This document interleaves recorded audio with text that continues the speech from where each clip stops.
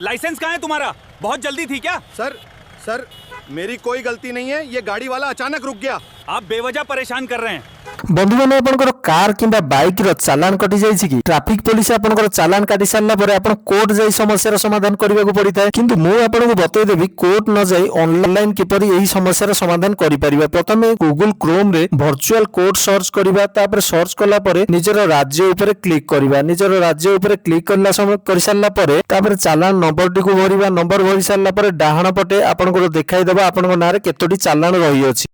चालान सब देखि सारला परे आमे चालान टी भरिबा को चाहू जे 2000 टकार चालान 1000 टकार मध्ये भरि देई परिबा एठी। किंतु आमे जदि चालान टी भरिबा को चाहू नाही ताले एठी गोटे ऑप्शन अछि, देखंतु I wish to contest the case, एथरे क्लिक करी आपण चालान न भरि मध्ये मुक्ति पाई परिबे। किंतु आमे जदि I wish to pay the purpose fine ऊपर क्लिक करूजे तापर ऑनलाइन द्वारा आमे डेबिट कार्ड क्रेडिट कार्ड किंबा यूपीआई माध्यम रे मध्ये चालान टी भरि परिबा। यूपीआई माध्यम रे चालान भरि सारला परे ई चालान रो ट्रांजैक्शन सक्सेसफुल देखंतु एटा देखाइला चालान हमर सक्सेसफुल होई सारिछि। हमर ऑनलाइन डिस्पोजल देखाइ देला त माने हमर चालान टी क्लोज हो जाइछि।